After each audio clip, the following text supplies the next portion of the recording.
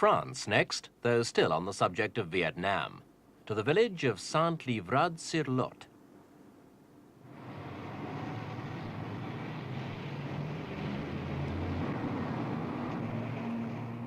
Saint-Livrade's a prosperous village of 5,000 people set in the rolling farmland of Aquitaine.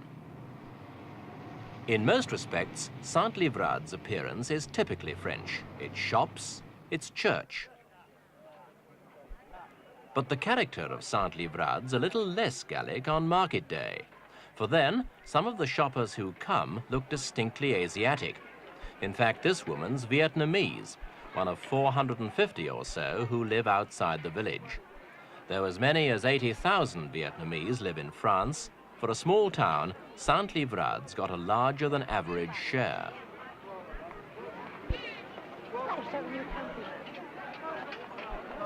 The market's like no other in France, and the hats and clothes of the shoppers would certainly be more at home in Saigon.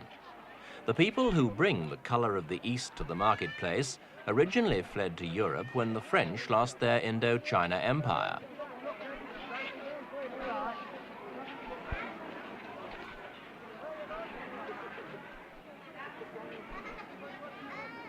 Vietnamese rub shoulders with French families and stallholders, many of whom now cater for the exotic tastes of the Asians.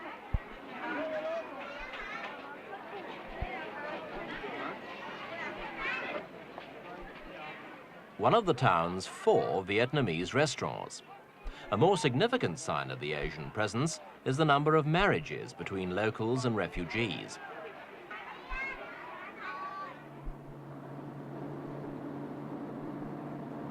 The market day visitors journey in from outside town.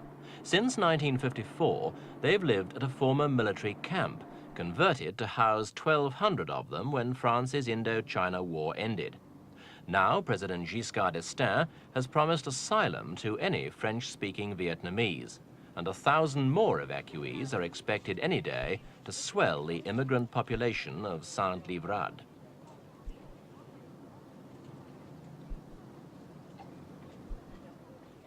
Even after 21 years, the Vietnamese community clings to its customs. Shunning the camp church, most of the older Vietnamese choose to worship the gods of their ancestors. The camp's Vietnamese-style temple has 6 altars, all dedicated to Buddha.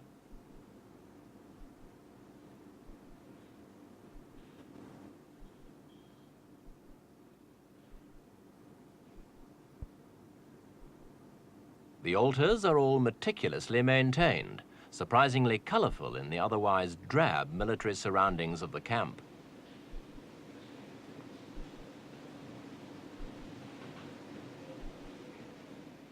The temple's empty now, but it will soon be thronged, for the time of summer festivals approaching, and families who live in the camp and beyond will meet here to call on Buddha for his blessing on their safety and health.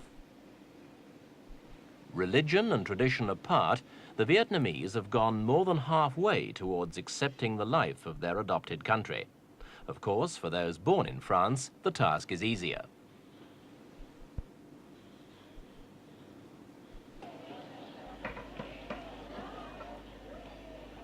In the local kindergarten, the children of immigrant families play happily with their French friends, readily picking up the language, unlike some of their parents who get by with only a smattering of pidgin French and stick with Vietnamese for most of their everyday conversations.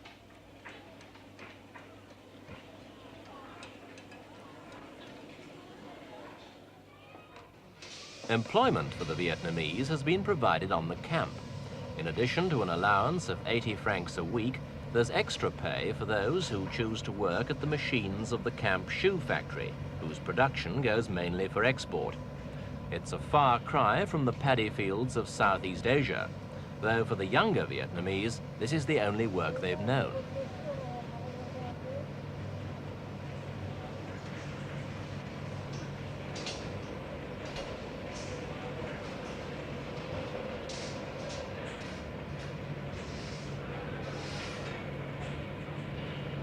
The Vietnamese haven't sacrificed everything in favor of the ways of the West.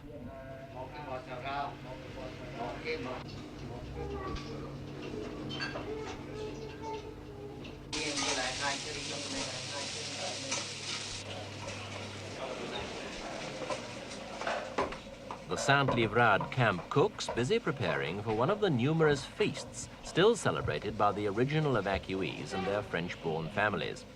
Ironically, for expatriates of a country so ravaged by conflict, the next celebration on the calendar is in honor of the mythical god of war.